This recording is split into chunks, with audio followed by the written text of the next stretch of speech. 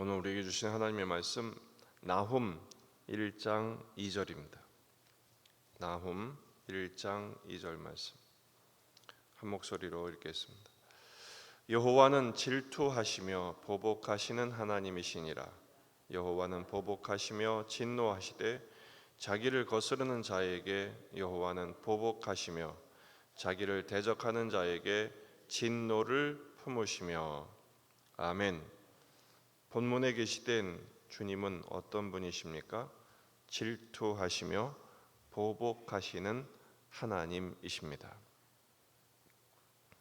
심판의 대상인 니느웨에 대하여, 아수르의 수도인 니느웨에 대하여 하나님께서 나훔을 통해서 무거운 말씀을 선포하십니다. 메시지의 대상은 이방이죠. 니느웨니까. 그러나 이스라엘도 예외는 아닙니다. 대적에 대한 심판은 하나님의 백성에 대하여는 구원의 메시지가 되기 때문이죠. 뿐만 아니라 이 말씀은 오늘 우리에게도 해당되는 말씀입니다. 하나님의 심판 앞에 거룩해야 할 것을, 변화되어야 하고 순종해야 될 것을, 또한 반면에 하나님의 백성을 구원하시는 하나님에 대하여는 더욱 사랑하고 그 하나님만 소망해야 할 것을 촉구하고 있는 것입니다. 여호와는 이렇게 시작하시죠. 하나님에 대한 소개입니다. 질투하시고 보복하십니다. 다시 반복하기를 여호와는 보복하시며 진노하시되, 자기를 거스르는 자에게는 여호와는 보복하신 하나님이고 자기를 대적하는 자에게는 진노를 품으시는 하나님인 것을 말씀하십니다. 여기서 질투한다라는 말은 하나님 아닌 다른 것을 섬기는 것에 대하여 참지 않으시는 하나님이심을 설명하고 있는 것입니다. 신명기 6장 14절, 너희는 다른 신들 곧 내 사면에 있는 백성의 신들을 따르지 말라. 너희 중에 계신 너희의 하나님 여호와는 질투하시는 하나님이신즉 너희 하나님 여호와께서 내게 진노하사 너를 지면에서 멸절시킬까 두려워하노라.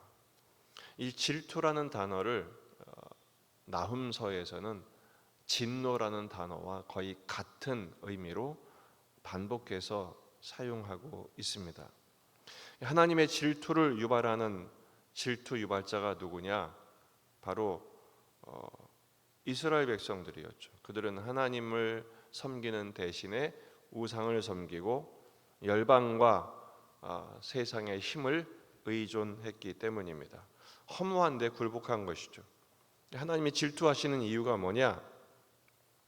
헛된 것에서 돌이켜 하나님께 영광을 돌리게 하시기 위함입니다.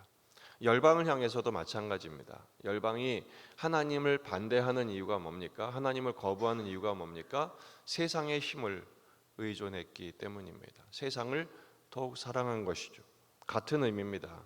헛된 것에서 돌이켜 하나님을 섬기며 하나님께만 영광을 돌리기를 원하시는 것입니다. 여호와는 보복하시며 진노하신 하나님이십니다. 자기를 거스르는 자에게 보복하십니다. 누구에게 복수하십니까?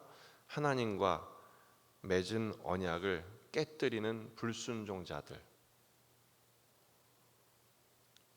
이스라엘 안에서는 부와 권세를 의지해서 하나님과 언약했죠.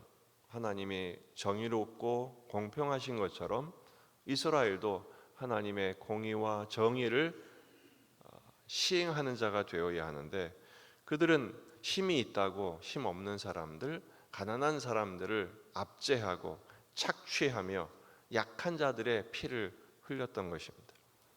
열방 제국도 마찬가지입니다. 지금 니느웨, 아수르도 이스라엘을 치는 하나님의 채찍으로 사용되는 것임에도 불구하고 그들은 자기들이 힘이 있는 것처럼 생각해서 약소국을 피 흘리게 하고 그들의 피눈물을 흘리게 했던 당사자들이었습니다. 거스르는 자, 대적하는 자에게 하나님은 어떤 복수를 하시는가?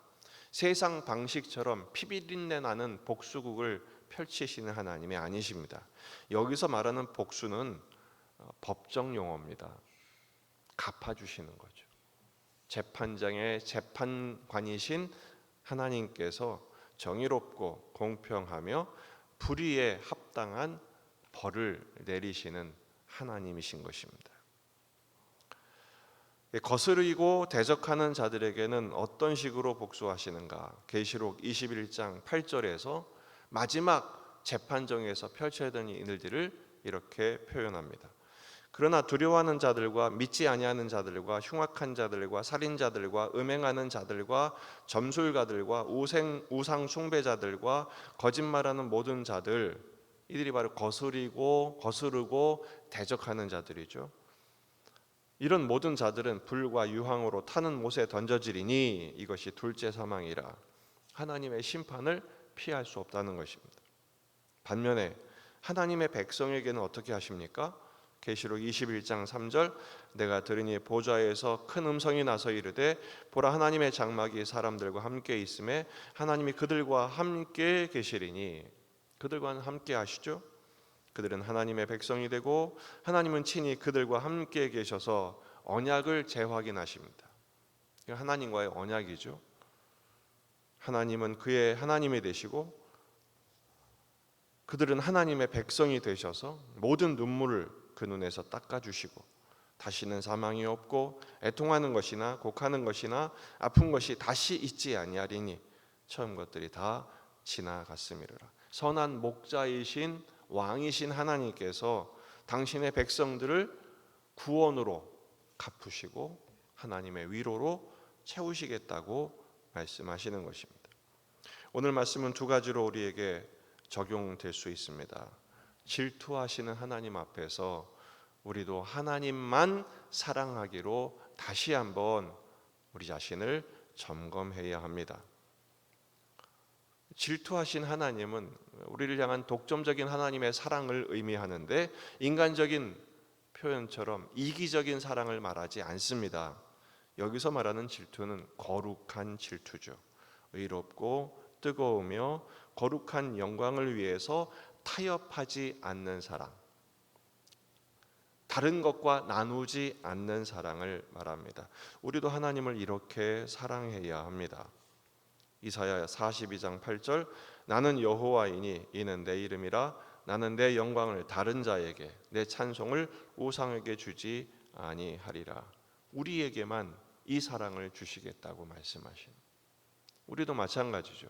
우리도 하나님을 사랑하는데 내 뜻과 정성과 마음과 힘을 다하여 주님을 사랑해야 하는데 우리는 이 사랑을 자꾸 나눠주죠.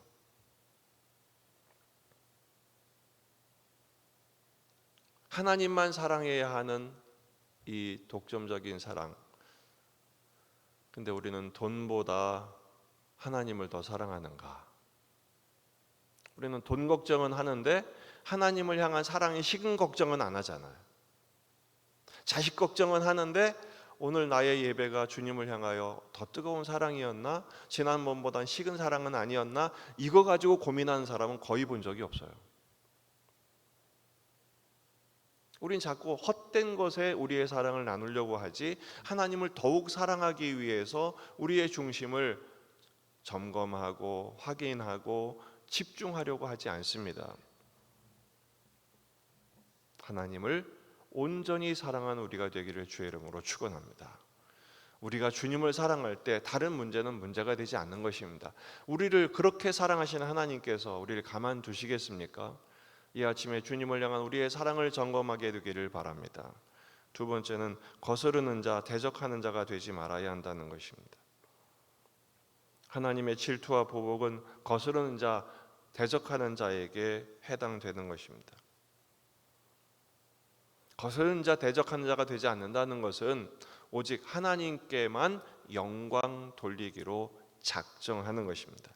코람데오, 하나님 앞에 서는 것이죠. 웨스터민스터 신앙 고백 첫 번째 질문이 뭡니까? 사람의 제일 되는 근본인가 무엇이냐? 사람 사는 목적이 무엇이냐? 오직 하나님을 영원히 즐거워하며 그분을 영화롭게 하는 것이죠. 이게 바로 하나님을 거스르지 않고 대적하지 않는, 오직 하나님 영광을 위하여 먹든지 마시든지 무엇을 하든지 하나님의 영광을 위하여 살기로 작정하는 것입니다. 정말 하나님을 사랑하십니까? 그렇다면 하나님의 말씀에 집중합니다. 하나님을 사랑하십니까? 그 말씀을 생명처럼 여기고 순종합니다. 그래서 그 하나님의 뜻대로 살기 위해서 모든 것을 재조정하죠. 목적이 분명하면 모든 것들이 재조정될 수밖에 없어요. 우리는 자꾸 헛된 것에 이 사랑을 나눠버리죠. 그러니 우리의 사랑이 고되고 힘든 것입니다. 이 아침 우리의 삶의 목적을 좀 단순화하십시다. 오직 하나님만 사랑하고 하나님의 영광을 위하여 다른 모든 것들을 내려놓을 때 우리의 삶은 선명해질 것이며 분명해질 것입니다. 뿐만 아니라 하나님의 그 크신 사랑을 깊이 체험하게 될 것입니다. 오직 주님만 사랑하고 주님의 영광을 위하여 오늘 하루를 온전히 살아내시는 일에 승리하시기를 주의 이름으로 축원합니다. 기도하시겠습니다. 말씀을 붙들고 우리 자신과 가정과 교회와 이 지역의 복음화, 민족의 복음화, 세계 복음화를 위해 환우들, 군의 아들들, 수험생들을 위해서 기도하시고 오늘 금요기도회가 있습니다. 주일을 준비하며 이제 일상의 삶에서 모든 것들이 회복되고 주님만 바라보는 우리의 삶이 될 수 있도록 기도하십시다. 다 같이 기도하겠습니다.